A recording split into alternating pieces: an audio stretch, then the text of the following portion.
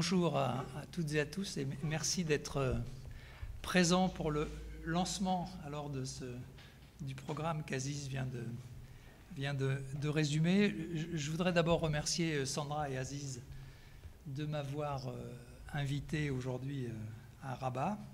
Je veux dire que je suis très honoré d'avoir inauguré ces séances de séminaire. Et puis, je profite de l'occasion aussi pour remercier les responsables de l'INO et du centre Jacques Berck qui ont permis ma venue dans des conditions extrêmement favorables. Et donc, je voudrais les remercier très chaleureusement. Alors, pour ouvrir le séminaire, après avoir discuté avec Sandra, nous avons choisi tous deux un objet particulier qui est très discuté aujourd'hui, c'est celui des partenariats publics-privés. C'est un objet qui est à la fois multidimensionnel et multiscalaire et en même temps qui est au cœur de débats auquel Aziz vient de faire allusion, c'est-à-dire sur la question de la ville néolibérale ou de la néolibéralisation des politiques urbaines ou des politiques publiques, ou de la privatisation de la planification. Ben, bref, il y a tout un débat là autour de ces questions publiques, privées, et du sens qu'on peut donner à ces questions. J'ai choisi deux objets de comparaison. Le premier, c'est celui que vous avez sur la droite de la diapositive de présentation sous les yeux, c'est-à-dire ce qu'on appelle les City Improvement Districts, les CID, au Cap, en Afrique du Sud. Et puis le deuxième objet, c'est le réseau du métro qui est en construction aujourd'hui à Delhi, la capitale fédérale de l'Inde. Et donc je vais faire une tentative.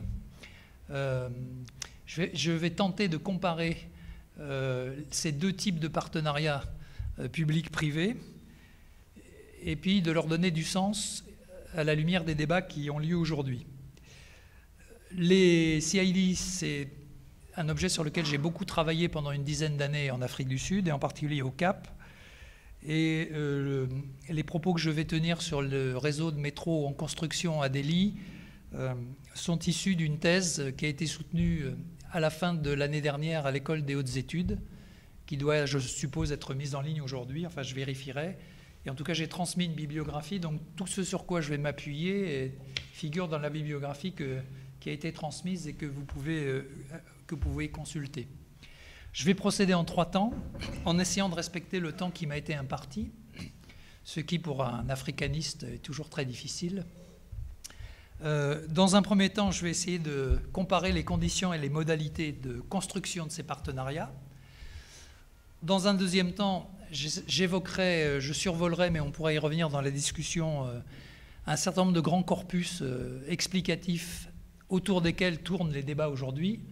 Et puis dans un troisième temps, je reviendrai sur Delhi et sur le Cap en essayant de confronter les données empiriques exposées dans la première partie avec les corpus théoriques pour voir ce qu'on peut en tirer, si on peut donner du sens et quelles conclusions on peut essayer ou quels enseignements généraux on peut essayer d'en tirer. Premier point, donc, les conditions et les modalités de construction de ces partenariats publics-privés. Alors le premier élément qui leur est commun, c'est qu'on a affaire à 2 déclinaisons locales de modèles circulants, comme on dit aujourd'hui, c'est-à-dire de modèles qui sont importés. Le modèle des CID au Cap, il est inspiré de ce qu'on appelle Business Improvement District aux États-Unis, c'est-à-dire de modèles qui ont été mis en place à la fin des années 60 pour revitaliser les bases économiques des centres-villes des États-Unis. Et au Cap, il y a deux exemples, 2 expériences qui sont explicitement citées dans les documents de la municipalité du Cap. C'est l'expérience internationalement connue de Times Square à New York, et puis une autre qui est beaucoup moins connue, c'est celle de Downtown à Denver, au Colorado. De quoi s'agit-il? Il s'agit d'outils de régénération urbaine et de développement local. C'est-à-dire l'idée, c'est d'améliorer le niveau des services municipaux, d'améliorer donc les externalités positives pour attirer des investissements à l'intérieur d'un périmètre donné, donc d'une portion délimitée de la ville, le tout étant financé par une surtaxe additionnelle, c'est-à-dire un surplus de prélèvement fiscal par rapport à la fiscalité locale. Dans le cas de Delhi, alors bon, on peut prendre quelques exemples. Là, oui, voilà, bon, vous avez sous les yeux, ça c'est le CBD du Cap, le centre-ville du Cap. Donc vous avez les 4 zones qui forment ce qu'on appelle le Cape Town Central CID. Et dans les principales opérations qui y sont menées, financées donc par le CID, sont essentiellement la maintenance de la voirie. Alors, vous avez une image sous les yeux. Et puis 2 services supplémentaires qui s'ajoutent aux services de la municipalité et qui sont très importants, en particulier pour le Cap, c'est-à-dire d'une part la collecte des déchets ménagers et puis surtout la sécurité ou la sécurisation du centre-ville. Je passe, on y reviendra dans la discussion, mais la question de la violence urbaine est une question centrale, évidemment, en Afrique du Sud. Dans le cas de Delhi, on est dans, je dirais, un autre cas de figure. Delhi a adopté le modèle là, que vous avez sous les yeux, c'est le modèle de Hong Kong. C'est-à-dire, c'est un modèle dans lequel une agence publique prend en charge la construction des transports urbains et ajoute une composante immobilière à la construction des transports urbains en procédant à des concessions foncières à des opérateurs privés qui bâtissent des condominiums, des immeubles d'habitation sur ces concessions. Donc là, vous avez un exemple qui est tout à fait classique à Hong Kong. Le dépôt du métro, il est souterrain. Il y a une dalle sur le dépôt et on a un urbanisme de dalle tout à fait classique avec la construction du condominium qui est au-dessus. Donc on est dans un cas de figure que Dominique Lorin appelle la ville paye la ville, qui est très largement diffusé en Asie, que souvent on appelle le modèle asiatique, et donc qui consiste à capter une partie de la rente foncière pour financer une partie des infrastructures. La différence, une des grandes différences entre Hong Kong et Delhi, c'est que pour des raisons à la fois de densité de population et pour des raisons de coût, le métro de Delhi est sauf dans le centre-ville, dans Old Delhi, c'est surtout un métro aérien. Bon, évidemment, ça coûte moins cher de faire un métro aérien, mais en même temps, vous voyez que ça pose en termes différents aussi la question foncière et donc la question de la concession autour des gares. Alors, dans les 2 cas, vous voyez qu'on a des acteurs privés qui sont associés à des acteurs publics, ce qui pose le problème de l'architecture institutionnelle et donc du mode de gouvernance à l'échelle locale. Ce qui m'amène au deuxième élément de cette première partie, c'est-à-dire que là, on a des processus de construction qui sont très différents dans les 2 villes.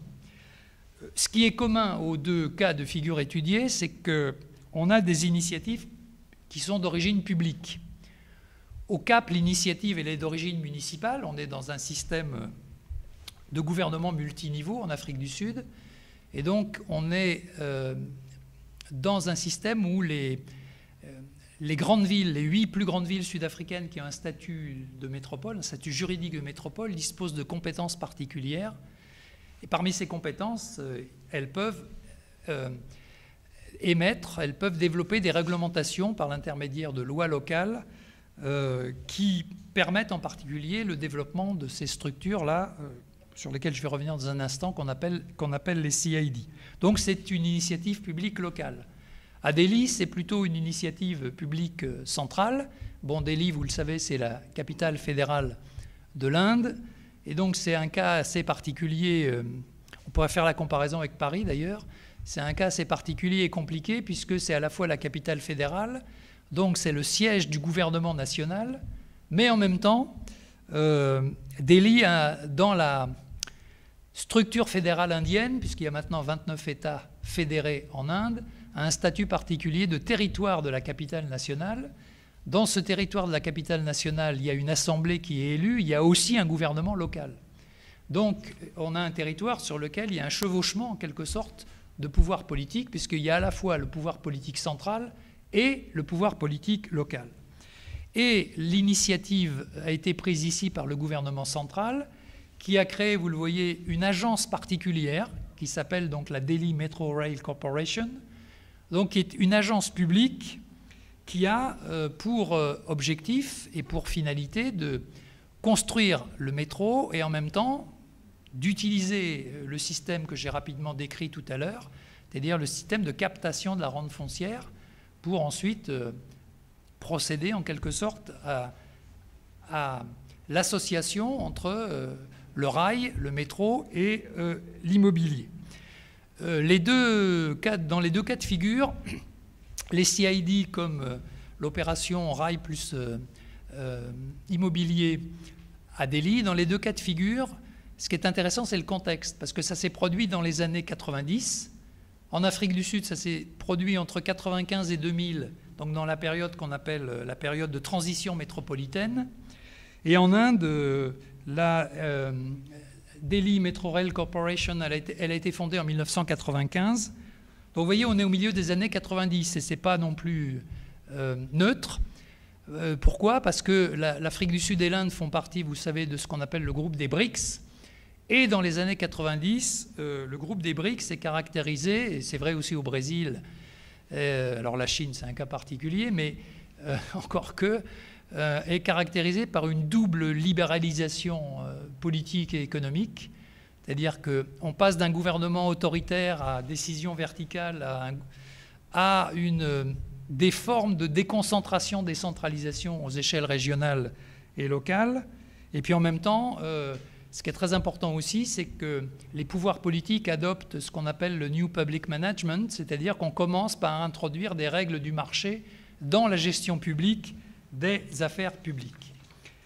En même temps, si on essaye d'aller un peu plus loin, on s'aperçoit qu'on a des cas de figure qui sont quand même assez différents en termes de...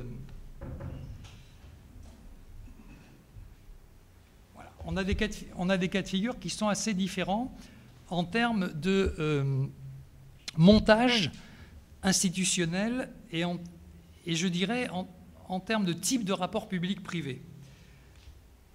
Au Cap, je dirais, on est dans l'univers du contrat. On est dans la sociologie du contrat, pour parler comme les sociologues. C'est-à-dire que la municipalité a défini un cadre avec des règles et des procédures, et c'est à l'intérieur de ce cadre municipal que des propriétaires privés négocient entre eux. Ils négocient entre eux la délimitation du périmètre à l'intérieur de laquelle l'action va être conduite. Ils négocient entre eux le budget qu'ils vont proposer à la municipalité. Du coup, négociant entre eux le budget, ils négocient entre eux aussi la surtaxe qui va être demandée aux contribuables. Ils négocient entre eux les objectifs qui vont être poursuivis. Et ils négocient entre eux l'organisation économique de ces dispositifs, parce qu'après, on peut avoir des formes de délégation de maîtrise d'œuvre, ou on peut avoir des formes de régie, donc tous les cas de figure sont possibles et imaginables. Une fois que les propriétaires privés se sont mis d'accord, ce groupe de propriétaires privés entre dans une deuxième négociation avec la municipalité métropolitaine, et donc elle négocie un contrat. Si les négociations aboutissent, on arrive donc à un contrat d'objectifs à 4 ans ou 5 ans, ça dépend des CID, un contrat d'objectifs qui fixe donc les objectifs à atteindre, qui fixe les moyens et dans lequel figure le budget comme les ressources financières dont le CID va pouvoir bénéficier avec autorisation de la municipalité. Donc vous voyez qu'on est dans un système, les économistes néo-institutionnalistes diraient, on a un système de convention et dans une économie du contrat, ce qui n'est pas du tout le cas à Delhi, et c'est pour ça que la comparaison entre les deux est intéressante, parce qu'à Delhi, on est plutôt dans ce que j'appellerais un univers de l'exception réglementaire. avec une délégation de droit d'aménagement, c'est-à-dire que l'agence publique qui a été créée par le gouvernement central dispose d'une délégation de maîtrise d'ouvrage et de maîtrise d'œuvre pour la construction de l'infrastructure du métro, c'est-à-dire des rails, des gares et des dépôts, et elle dispose de la possibilité de négocier les concessions avec des promoteurs privés pour ce qui concerne l'immobilier. Donc il y a deux composantes, le système ferroviaire d'un côté et la composante immobilière de l'autre côté. Et ce qui est intéressant par rapport à ce que j'ai dit tout à l'heure de la structure politique, c'est que dans ce système-là, contrairement au CAP, il n'y a pas du tout de négociation. Dans ce système-là, l'agence a été créée par le gouvernement central et elle a été placée sous tutelle du ministère du Développement urbain central. Ce qui veut dire que le gouvernement local urbain de Delhi est mis hors jeu, offside. Il est mis de côté. Mais il n'est mis de côté qu'en partie, parce que rien n'est simple nulle part au monde, mais alors en Inde, c'est encore plus compliqué que ça. Donc il est mis de côté pour tout ce qui concerne la partie ferroviaire, mais il lui reste quand même à ce gouvernement local de Delhi une possibilité, c'est que c'est quand même ce gouvernement qui délivre les autorisations de construire.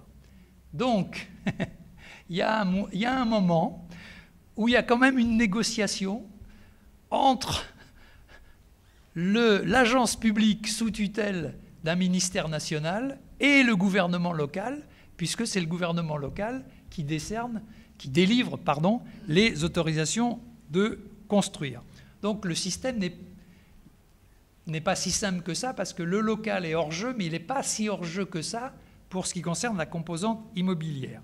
Donc si on regarde la place des acteurs privés, dans les deux dispositifs, vous voyez qu'elle est quand même assez différente, c'est-à-dire qu'au CAP, les acteurs privés ils sont plutôt en début de chaîne, et puis à la fin du processus, ils sont devenus délégataires de gestion de services qui sont contractualisés, alors qu'à Delhi, les acteurs privés, ils sont en marge de la construction du dispositif, ils interviennent qu'à la fin, surtout en tant que maître d'œuvre, mais ils ont quand même une faculté de négociation sur les concessions de terrain public et en même temps aussi de la maîtrise d'œuvre des programmes. Alors, quand on regarde dans les deux cas de figure, ce qui est intéressant quand même, c'est que la réglementation et la régulation publiques sont très fortes.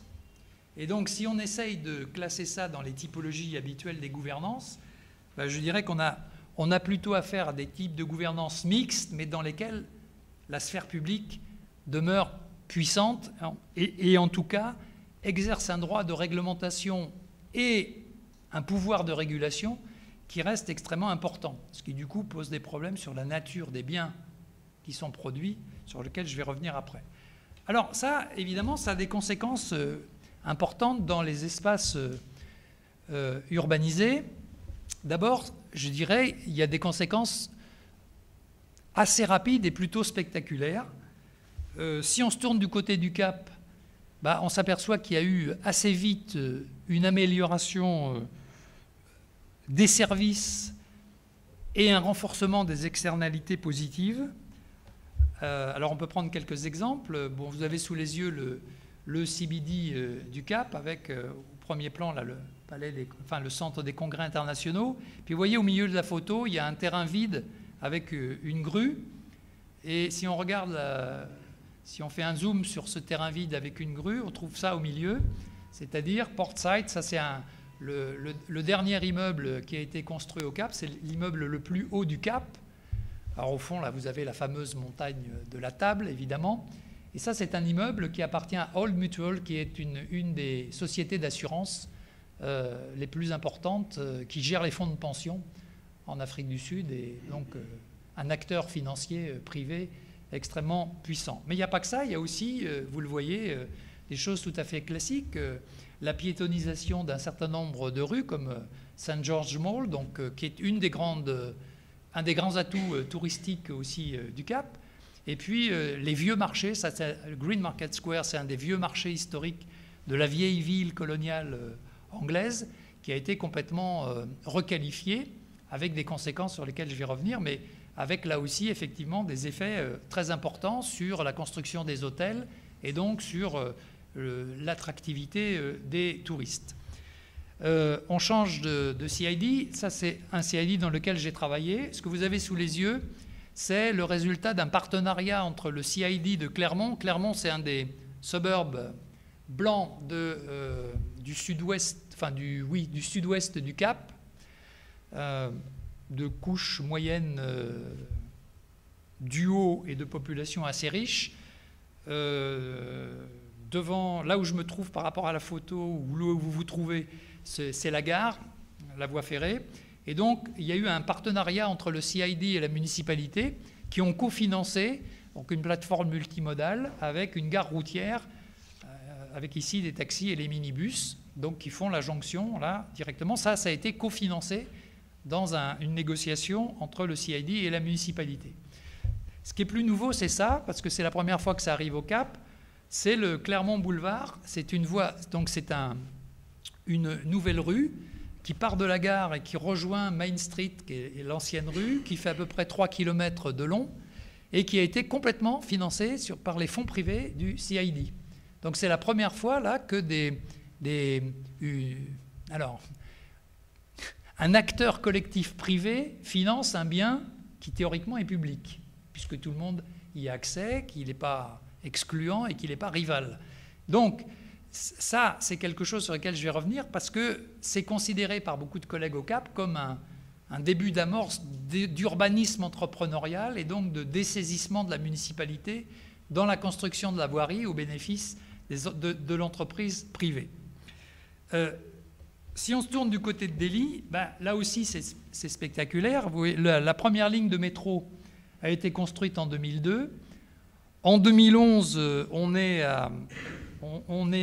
arrivé à 120 km de ligne de métro. En 2014, il y a 200 km de ligne de métro. Donc c'est à peu près l'équivalent de... Je fais la comparaison avec ma propre ville. C'est à peu près équivalent à la longueur de métro de Paris et de la Première Couronne. Il y a 3 millions de passagers et on prévoit 400 km en 2021. Donc c'est un des rares cas au monde où la programmation est suivie et où les délais sont respectés. Et en même temps, le système donc de rente foncière fonctionne aussi, puisqu'on a multiplié la construction de condominiums et de centres. Donc vous voyez quelques exemples ici. Ça, c'est une gare au nord de Delhi. Donc vous voyez, le métro est aérien et vous avez un centre, la construction d'un centre commercial à proximité de la gare. Et là, vous avez, ça c'est emblématique de ce qui se passe à côté d'une gare aussi. C'est-à-dire que vous avez un terrain public qui a été concédé à un promoteur privé avec la construction du condominium, mais aussi avec les services qui vont avec, puisque le condominium est destiné à des populations ayant des revenus ici plutôt élevés. Et donc vous avez à la fois un clubhouse, une piscine, derrière il y a un golf. Et donc on se retrouve avec la création là d'un ensemble immobilier avec, je reviens à une des diapos précédentes, un système de rente foncière qui fonctionne plutôt bien, puisque d'après la thèse là, que j'évoquais tout à l'heure, soutenue à la fin de l'an dernier, il y aurait environ un peu plus du tiers, enfin en gros 36% des revenus nets de l'agence publique proviendrait donc de la cession à bail, de la vente donc des droits d'usage sur les terrains publics. À ces conséquences spectaculaires côté positif, je dirais, il y a aussi des conséquences non moins spectaculaires côté négatif, parce qu'il faut tenir, vous qui allez faire, ou qui avez fait, ou qui allez faire des doctorats, il faut tenir toujours les deux sens de la balance. Hein. Donc il y a aussi des conséquences qui sont très spectaculaires du côté négatif. Premièrement, dans les deux cas, on a eu des processus d'éviction et d'exclusion. Au Cap, il y a beaucoup de petits marchands informels qui ont été exclus de deux manières, soit physiquement rejetés à l'extérieur, déguerpis, comme on dit en Afrique de l'Ouest, comme on disait quand j'étais au Sénégal, déguerpissement, hein, c'est ça. On est des déguerpis, voilà. Dans mes premières enquêtes, on disait ça à Dakar. Ah, monsieur, nous sommes des déguerpis. Bon, donc on les déguerpit, manu militari. Et puis, il y a une deuxième manière plus subtile, c'est de leur proposer de rester, mais en louant une partie de terrain, en louant un droit, en achetant un droit de place. Et effectivement, comme les 3/4 des petits marchands informels sont dans une économie de survie, ils n'ont pas les moyens de louer, de payer une taxe municipale, et donc ils sont forcément exclus. Et puis à Delhi, il y a eu des exclusions encore plus spectaculaires. Et en particulier, comme toujours en Inde, on a commencé par évacuer les quelques rares paysans et les maraîchers qui restaient là. Et puis surtout, on a détruit beaucoup de bidonvilles, là aussi. Donc on a évacué les bidonvilles pour faire place nette et récupérer ensuite la rente foncière publique. Alors, ça c'est le premier élément. Le deuxième élément, alors, dont on peut discuter pour savoir s'il est, je vais le discuter tout à l'heure, s'il est négatif ou positif, et sur quelle durée et sur quelle temporalité, parce que la question du temps est très importante aussi, vous le savez, c'est le développement de, je dirais, de glocal windows, là, pour faire un néologisme anglophone, c'est-à-dire des vitrines du glocal. Alors c'est un terme affreux en français, mais hein, l'entrebellement entre le global et le local au sein de la macro-structure urbaine. Parce que les CIDs sont devenus des périmètres très sécurisés grâce au surplus de forces de police. Mais ils sont devenus plus sécurisés, mais du coup, l'insécurité a été déplacée là où il n'y a pas de CID, c'est-à-dire dans les quartiers les plus pauvres. Donc les quartiers pauvres du Cap, qui étaient déjà des quartiers très violents, sont devenus des quartiers encore plus violents après la construction des CID. Et puis, ces CID sont devenus, puisque les externalités positives ont été améliorées, ils sont devenus des niches d'investissement, à la fois pour les investisseurs sud-africains, mais aussi pour les IDE, les investissements directs étrangers. Et donc, ça a valorisé les espaces du capital au détriment des espaces les plus pauvres. Et donc, il y a eu une surconcentration d'investissements privés, productifs, dans des zones ou des aires urbaines qui étaient déjà, au temps de l'apartheid et avant l'apartheid, privilégiées par les investissements privés. Donc, ça veut dire que si on raisonne en termes de géographie, de localisation des investissements privés, à l'échelle de la macrostructure urbaine, l'écart entre les aires pauvres des Cape Flats, des townships, et les aires qui étaient plus riches des suburbs blancs, cet écart, en termes d'investissement privé, s'est encore accru. Dans le cas de Delhi, c'est un peu différent, puisque là, ce n'est pas des périmètres qui sont additionnés dans la ville, mais on a plutôt un système d'axes et de corridors autour des lignes de métro, avec des nœuds autour desquels on a les condominiums. Le problème, c'est qu'à Delhi, on a vu se multiplier les frontières intra-urbaines. Un bel exemple, c'est celui que vous avez sous les yeux. Vous voyez, sur la gauche de la photo, vous avez le condominium qui a été construit. Sur la droite, une ancienne aire pauvre qui a été rasée et déguerpie. Et puis, pour bien marquer la matérialité de la différence socio-économique entre les deux, on a construit un mur entre les deux.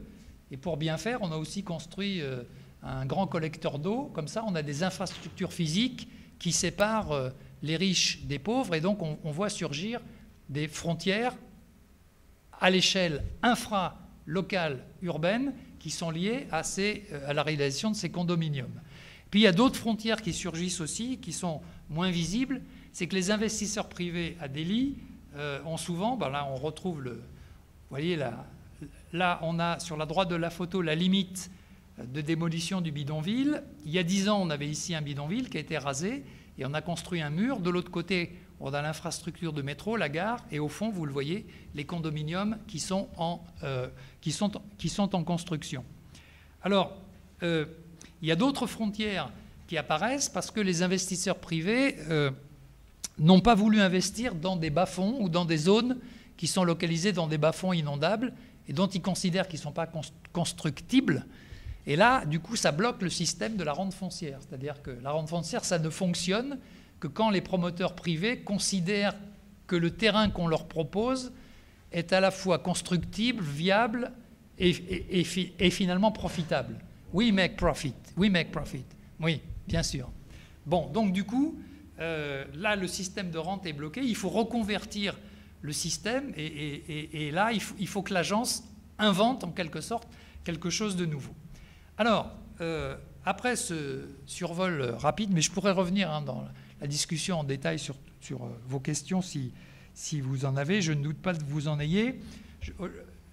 À quel corpus théorique peut-on confronter ces faits empiriques là, que je viens de survoler? Alors je dirais il y a, de mon point de vue, 3 grands corpus théoriques conceptuels, parce que théorique, qu'est-ce que la théorie? On peut, là aussi, la théorie de la relativité, ça c'est une vraie théorie. Einstein, ça c'est une théorie. La théorie du trou noir ou des trous noirs, c'est peut-être une théorie. Après, quand on descend à un autre niveau, qui est modestement celui des chercheurs en sciences sociales, bon, on a des approches conceptuelles, sont-elles des théories? Bon, après, on peut discuter en termes épistémologiques, mais bon, on y reviendra tout à l'heure dans la discussion. Alors, moi, je dirais il y a 3 corpus. Le premier, qui est celui, c'est le mainstream aujourd'hui, hein, chez les chercheurs en particulier anglophones, c'est ce que j'appellerais la galaxie des études urbaines critiques du néolibéralisme, pour qui la notion, le concept de ville néolibérale est devenu central, comme le disait fort justement Aziz tout à l'heure. Alors le point de départ, c'est David Harvey, Baltimore. C'est un géographe radical marxiste, David Harvey, là, dont j'ai cité l'article fondateur là, de 1989, pour qui les autorités locales urbaines dans le monde entier se sont converties à ce qu'il appelle l'entrepreneurialisme. Ça veut dire que les autorités locales, quel que soit leur statut, que ce soit des gouvernements, que ce soit des simples autorités locales, que ce soit des autorités déléguées par le pouvoir central, bon, quel que soit leur statut politique, pour Harvey, tous ceux qui ont en charge à travers le monde aujourd'hui la gestion urbaine sont préoccupés surtout par la captation des investissements privés, donc par l'attraction des entreprises, et du coup pratiquent une politique de l'offre qui est devenue plus importante, voire même qui aurait éliminé les politiques de redistribution ou les politiques de la demande. C'est-à-dire que les politiques publiques de l'offre sont ou seraient devenues plus importantes que les politiques sociales antérieures qui consistaient à reproduire la force de travail. Alors à partir de cet article considéré comme fondateur, il y a toute une galaxie d'interprétations. Je dirais, si on prend Harvey à la lettre de ce qu'il a écrit, pour David Harvey, donc le néolibéralisme et du coup la ville néolibérale, c'est une idéologie.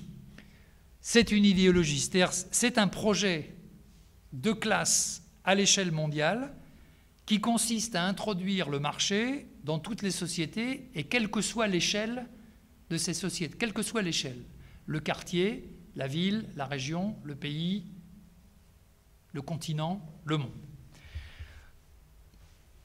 Pour les collègues anglophones, je pense en particulier à Brenner, Peck ou Théodore, qui gravitent autour de la revue très connue qui s'appelle Antipode, qui est une revue de géographie critique radicale, qui est publiée à Londres. C'est le néolibéralisme, c'est à la fois une idéologie, mais c'est surtout une pratique et une politique concrète. Donc eux, ils redescendent un peu entre le hors-sol et le sol, je dirais, ils sont à mi-chemin. C'est-à-dire qu'ils sont dans ce qu'ils appellent le rescaling. Rescaling, alors ça c'est compliqué à traduire en français, réétalonnage, ou réétalonnement, disent les Québécois, parce que vous savez que les Québécois, ils n'aiment pas du tout qu'on utilise les termes les termes anglophones, hein. Donc ils préfèrent traduire tout ce qu'on peut traduire. Donc qu'est-ce que ça veut dire? Ben, ça veut dire que il y a un changement d'échelle de l'action publique, et pour ce courant-là, les États, et en particulier les États d'Europe occidentale, se sont reconfigurés en valorisant l'échelle urbaine comme l'échelle pertinente d'élaboration et de conduite des politiques publiques. Pourquoi? Parce que c'est à l'échelle urbaine que les stratégies des firmes, des grandes firmes mondiales, et ça renvoie aux travaux de Saskia Sassen et aux problèmes des Global Cities, c'est à l'échelle urbaine et en particulier des grandes villes, des grandes métropoles, que sont élaborées les stratégies des firmes. C'est donc là qu'il faut agir pour attirer ces firmes dans la compétition mondiale. Et donc, on est entré dans une stratégie de la compétitivité. We must compete. Voilà, c'est ça. We must compete. Et donc, bah, vous avez tous ces classements internationaux là qu'on retrouve. Alors, pour les universités, c'est le classement de Shanghai.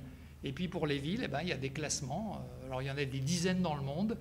Des classements de productivité, de capacité d'attirer de meilleurs niveaux d'attractivité des entreprises, de meilleurs niveaux de vie, etc. Et puis on a un troisième courant, je dirais que c'est pas un courant, mais une troisième approche radicale, c'est celle de Jessop. Alors Jessop, c'est intéressant parce qu'il a travaillé à Hong Kong, dont j'ai parlé tout à l'heure. Lui, il revient sur des travaux qui étaient conduits aux États-Unis dans les années 1980. Il revient sur la notion de ville entrepreneuriale. C'est-à-dire, vous voyez, j'ai repris une de ces phrases là. Pour Jessop, donc on serait passé en gros d'un État keynésien redistributeur à un État schumpeterien, là, donc allusion aux théories de Schumpeter, donc la destruction créatrice, hein, où le capitalisme, tel un phénix, renaît toujours de ses cendres, et donc une ville doit être gérée comme une entreprise. Une ville, c'est une entreprise, et donc une ville renaît toujours de ses cendres, et donc du coup, il n'y a que le marché qui permet ça, il n'y a que le marché qui permet la vitalité urbaine, et donc on serait donc passé à l'urbanisme entrepreneurial dans la concurrence internationale. Bon, donc vous voyez qu'il y a trois idées communes dans tous ces travaux. La première idée, c'est que le néolibéralisme, ce n'est pas le désengagement de l'État, mais c'est la mobilisation de l'État dans un projet qui consiste à généraliser l'échange marchand.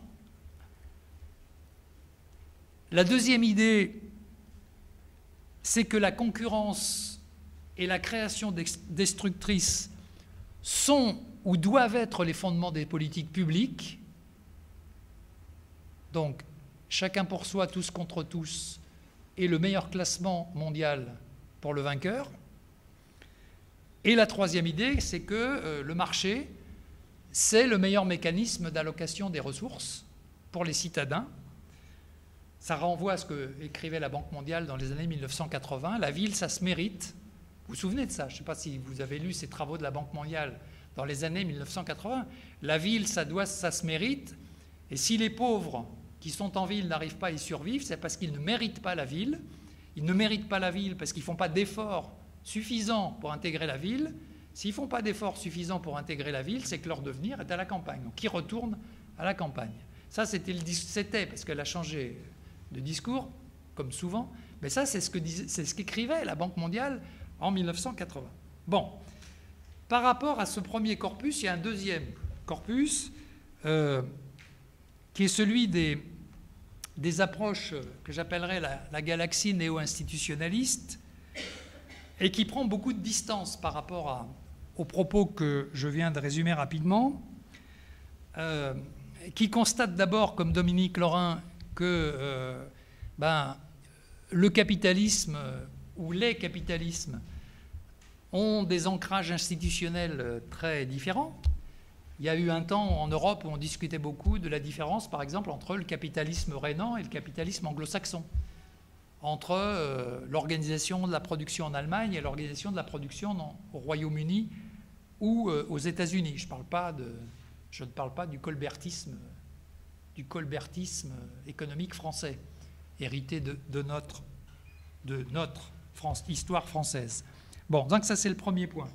Et puis, il y a aussi la théorie de la régulation, la Robert Boyer, et j'ai indiqué ça aussi dans le dernier, dans la bibliographie qui a été distribuée, puisque Boyer avait publié un ouvrage qui s'appelait Théorie de la régulation, et le dernier ouvrage qui est sorti l'an dernier, il s'appelle Théorie de la régulation, mais il est précédé par un premier titre qui s'appelle Économie politique des capitalismes. Économie politique des capitalismes, Robert Boyer. Hein, ça date de 2015, où il met l'accent sur l'extrême variété des formes de capitalisme aujourd'hui, et en particulier des capitalismes asiatiques. Alors, dans ce courant-là, on a des collègues qui sont très, très réticents à l'idée de l'uniformisation universelle des politiques urbaines,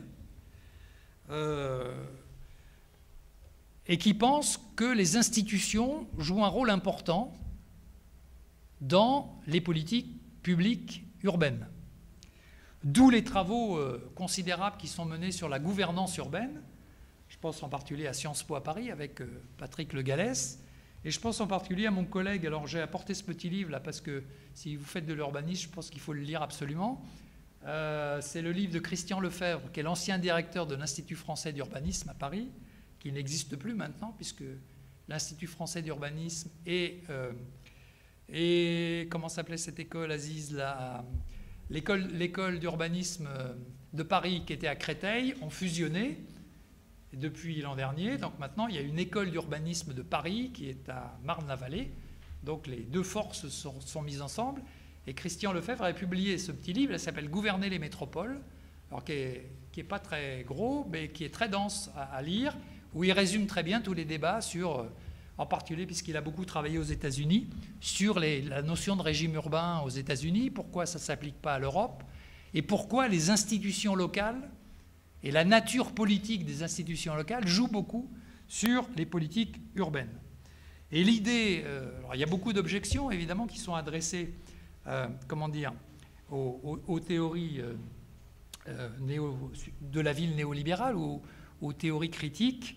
La principale objection, c'est que, au-delà du fait que, bien sûr, les forces du marché jouent sur les politiques publiques, l'idée, c'est qu'elles ne sont pas nécessairement surdéterminantes et que les institutions locales, c'est-à-dire les compromis institutionnels qui sont passés entre les pouvoirs publics, les représentants du capital et les représentants du travail,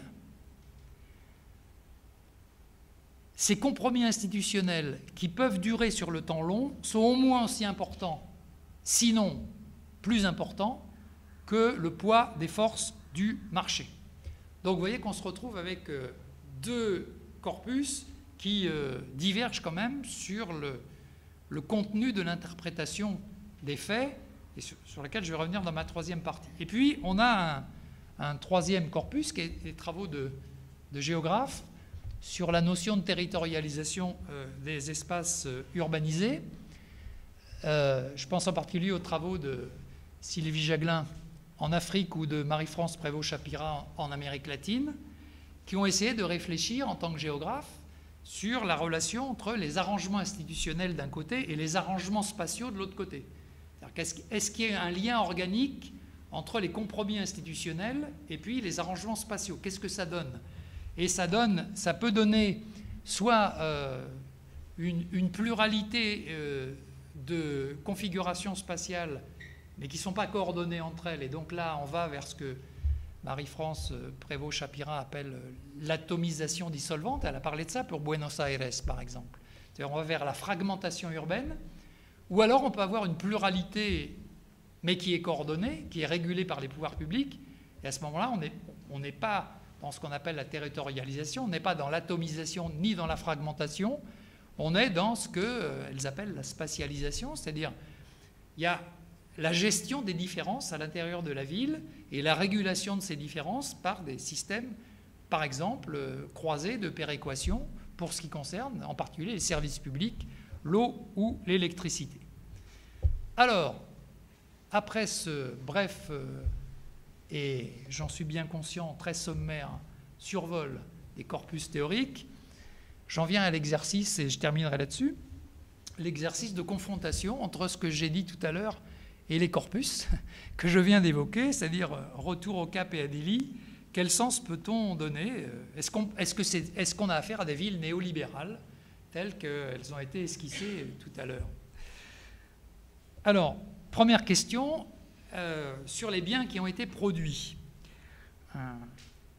Est-ce que les partenariats publics-privés que j'ai évoqués au Cap et à Delhi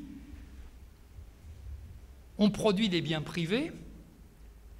Est-ce qu'on peut dire que ces partenariats publics-privés ont abouti à une privatisation? Et une privatisation de quoi? Parce que là aussi, je mets en garde les doctorants qui sont dans la salle, il faut faire attention aux mots. On pourra y revenir dans le débat, mais privatisation, ça peut se décliner au moins de 5 manières. C'est compliqué, la privatisation. Et puis ensuite, comme disent les collègues anglophones, privatization of what? Privatisation, oui, mais de quoi? Qu'est-ce qu'on privatise? Parce qu'une fois qu'on a lancé le mot privatisation dans le débat, qu'est-ce qu'on privatise? Qu'est-ce qui est privatisé? Alors, il y a un moyen de régler ou de lancer la discussion, c'est d'utiliser la typologie des biens qui avait été proposée et qui est aussi discutée et discutable, hein, d'Elinor Ostrom, là, prix Nobel d'économie, qui, vous le voyez, vous avez son tableau sous les yeux, elle utilise 2 propriétés, la rivalité et l'exclusion. Elle croise les 2 propriétés et elle aboutit donc à ces 4 types de biens, les biens privés, les biens clubs, les biens communs et les biens publics purs. Alors, si on essaye de confronter nos cas empiriques à ce tableau, qu'est-ce que ça peut donner? Bon, le plus simple, c'est les condominiums, parce que les condominiums sont des biens privés. C'est des biens privés, mais la terre est publique. Donc, ça veut dire que les pouvoirs publics ne sont pas complètement démunis. Ils peuvent disposer d'outils, la fiscalité, le zonage. Ils ne sont pas complètement... C'est privatisé, mais ce n'est pas privatisé à 100%. Si on prend le cas des CID du Cap, c'est un peu plus compliqué, parce qu'il y a à la fois des biens non excluants. Bon, la sécurité et la salubrité, c'est vrai pour tout le monde. C'est d'autant plus vrai que les périmètres ne sont pas fermés. Ils sont accessibles à tous. Et le CID du Cap que j'ai montré, il y a 400 à 500 000 personnes qui viennent y travailler tous les jours. Donc, ils traversent le territoire du CID. Donc, ils bénéficient aussi de ces biens qui ne sont pas excluants. Mais en même temps, il y a aussi des biens excluants. C'est aussi en même temps des biens excluants, puisqu'il y a des petits marchands informels qui ont été déguerpis. Donc, ils sont les 2 à la fois. On pourrait même dire qu'il y a pour partie, ce sont des biens clubs, parce que les entreprises qui sont dans ces périmètres, elles bénéficient des externalités, donc elles ont plus d'avantages que les entreprises qui sont en dehors de ces périmètres. Donc, à la limite, en poussant le raisonnement jusqu'au bout, on peut dire qu'il y a formation d'un club, de ce point de vue-là. Et donc, vous le voyez, surtout quand on est dans des CID où, par exemple, il y a du ramassage de déchets industriels, ce que la municipalité du Cap ne fait pas. Bon, ça peut peser aussi, pour les petites entreprises, sur les coûts de production. Donc, vous voyez que si on prend les CID, si on enlève biens privés, ça chevauche les 3 catégories là, de Ostrom. Si on prend le réseau, le métro de Delhi, bon, ça aussi c'est compliqué. Je ne sais pas comment qualifier ça, parce que normalement, quand le métro sera fini, pour les lignes qui fonctionnent, c'est accessible à tout le monde. Ce n'est pas excluant. Sauf que ça dépend de la distance qu'on a par rapport au réseau. Et puis surtout c'est payant. Surtout, c'est payant. Donc, c'est à la fois pas excluant théoriquement en termes spatial, mais excluant économiquement en termes de coûts. Sauf si il y a des tarifs de gratuité ou des péréquations pour les billets pour les pauvres. Mais à Delhi, les pauvres, ils ne prennent pas le métro. Donc, comment on classe ça? Est-ce que le métro produit par une agence publique est un bien public, ou est-ce que c'est un bien commun qui n'est accessible qu'à une certaine partie de la société citadine? C'est difficile à classer. Si on raisonne enfin en termes de territorialisation, vous voyez que Du côté des condominiums, ce à quoi on assiste, c'est à une privatisation de l'usage, pas de la propriété, à une privatisation de l'usage de l'espace public qui a été concédé, mais pas une privatisation de la propriété. Et si on raisonne sur les CID ou sur le réseau du métro, ben là on a bien des gouvernances qui sont localisées, mais qui continuent à être régulées par les pouvoirs publics. Alors je dis ça parce que du point de vue méthodologique, c'est important aussi de mon point de vue de faire la différence entre l'échelle de gouvernance et l'échelle de régulation. Ce n'est pas la même échelle. Ce n'est pas toujours la même échelle. L'échelle de la gouvernance et l'échelle de la régulation. Et ce qui est très important, c'est l'échelle de la régulation. Deuxième question, est-ce que, à travers les CID ou le métro de Delhi, on assiste à un processus de privatisation de la planification urbaine? Alors la réponse, à Delhi, certainement pas. Parce que là, les acteurs privés sont sollicités et associés, mais ils ne maîtrisent pas du tout les arrangements institutionnels. Et là, c'est la sphère publique qui reste dominante. Un bon moyen d'entrer dans l'analyse, c'est d'entrer par les conflits. Je dis ça aussi aux doctorants, parce que c'est une bonne clé de lecture, les conflits, hein, en particulier fonciers. Bon, quand on regarde les conflits qui ont lieu à Delhi autour du métro, bah, sans surprise, les conflits, ils ont lieu entre le gouvernement central, l'agence publique et le gouvernement local. D'abord, en termes de localisation des condominiums, parce que la différence du modèle de Hong Kong, ici, l'agence publique à Delhi, c'est elle, quand elle concède les terrains publics, c'est elle qui planifie, c'est-à-dire elle indique où sont les terrains publics sur lesquels les promoteurs privés doivent construire, ce qui n'est pas le cas à Hong Kong. Mais une fois qu'on a construit, après, il faut rentrer dans la fiscalité locale.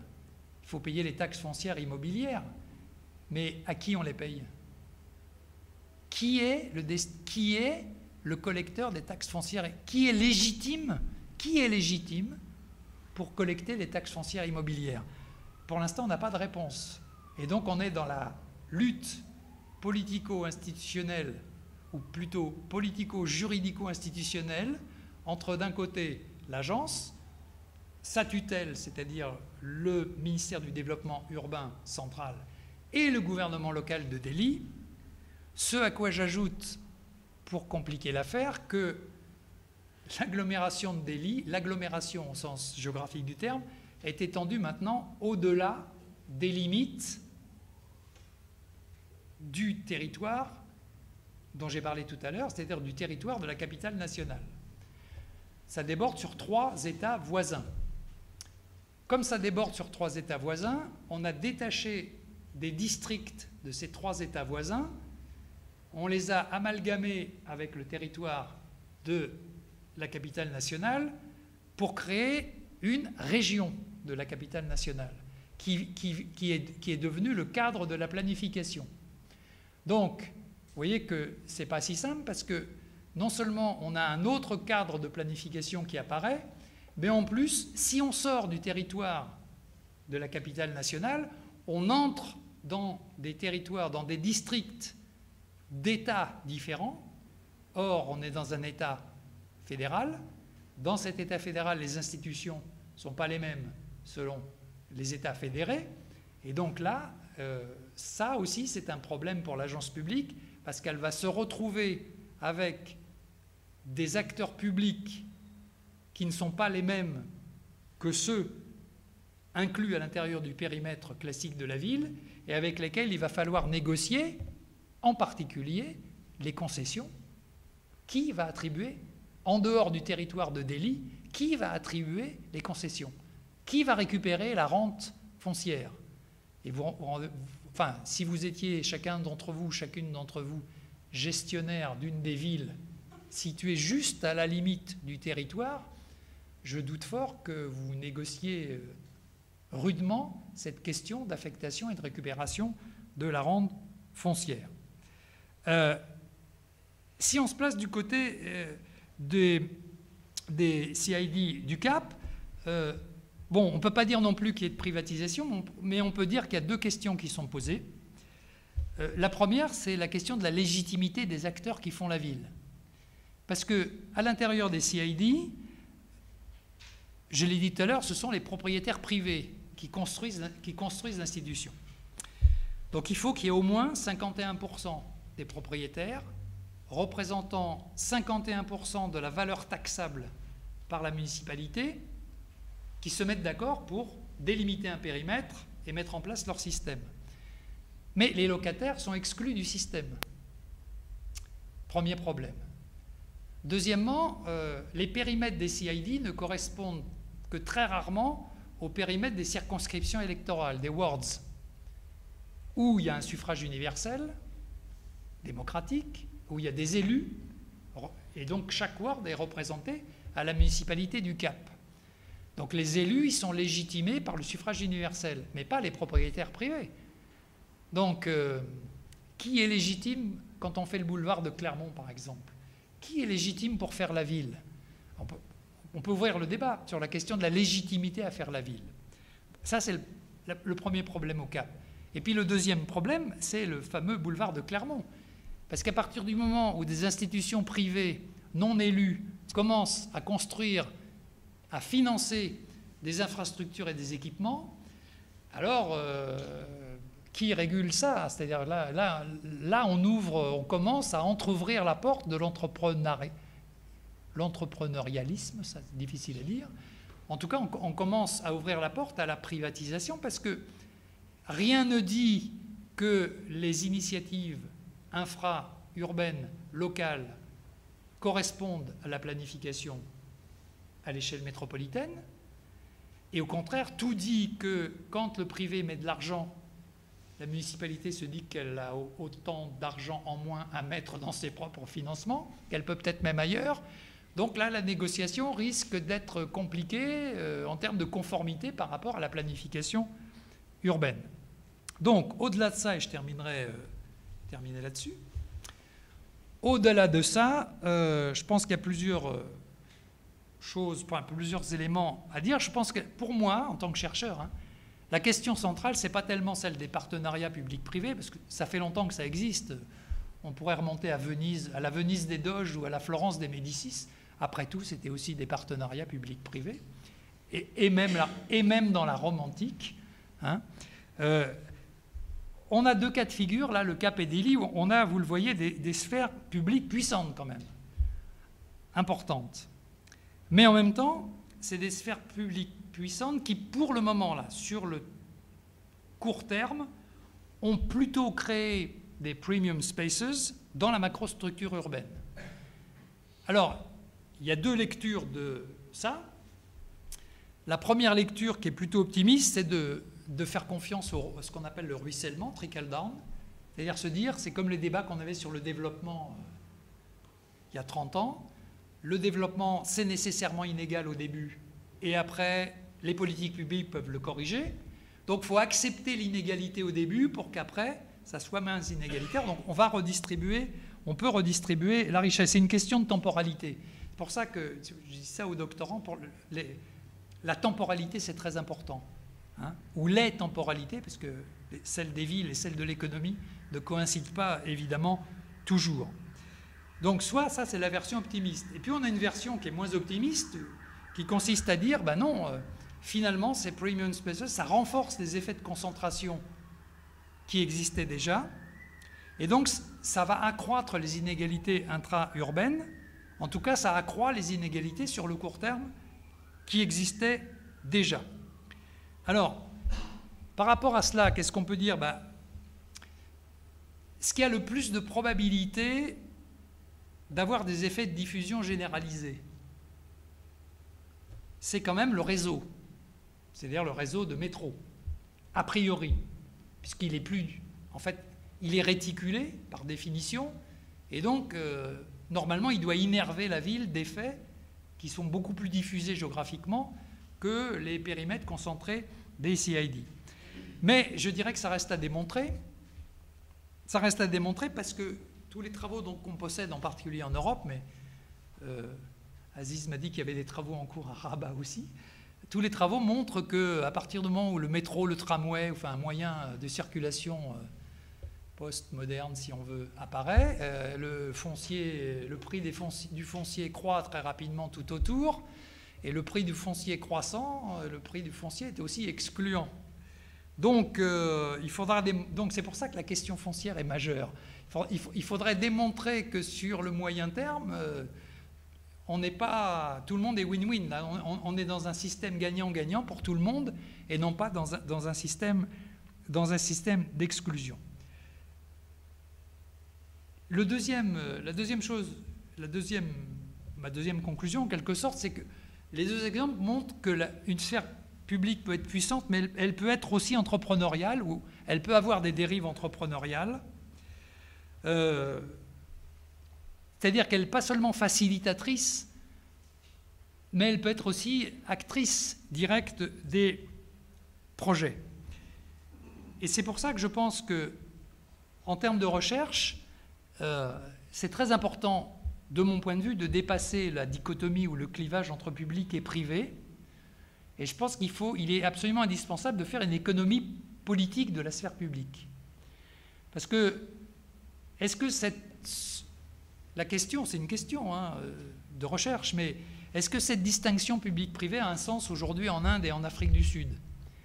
Pour répondre à ça, il faudrait faire des études poussées sur les élites économiques et politiques. Il faudrait faire des études sur la circulation des élites, sur l'osmose ou pas l'osmose entre ces élites, sur les chevauchements ou les non-chevauchements. Et donc ça, du point de vue de la recherche, c'est très important pour répondre à la question. Et ça, c'est une question importante aussi en urbanisme, parce que, évidemment, ça renvoie à la question de la planification stratégique, bien sûr. Une des grandes tendances aujourd'hui, c'est quand même que la planification stratégique n'est plus l'ancien zonage, etc., tel qu'on a connu, mais elle doit essentiellement tracer des grandes lignes, offrir des trames, et puis beaucoup de souplesse à l'intérieur de ces trames. Alors c'est un discours qui est intéressant et recevable, sauf que la question, c'est qui est derrière la souplesse, quel est le poids respectif des forces du marché et de la sphère publique, et quel est le contenu politique du projet conduit par la sphère publique, dans le sens de la ville, avec le droit à la ville pour tous, ou dans un sens un peu différent. Et c'est pour ça que ça sera mon dernier mot. Je crois qu'il n'est pas inutile non plus de revenir à la notion de coalition de croissance et de régime urbain. C'est-à-dire, quand j'étais étudiant et que j'ai fait ma première thèse dans l'ancien régime au Sénégal, la question qu'on se posait, c'est qui fait la ville, pourquoi et comment. Alors aujourd'hui, en termes postmodernes, c'est quels sont les acteurs, quelles sont leurs logiques et quelles sont leurs pratiques. Mais enfin bon, on peut changer les mots, mais les questions demeurent. Bon, et donc, il vous reste aussi, j'aime bien, l'arc-en-ciel sud-africain reste à construire, mais je pense que pour les doctorants, comme la thèse reste à construire aussi, vous êtes appelés à bâtir le pont entre les deux rives. Voilà, je vous remercie beaucoup de votre attention.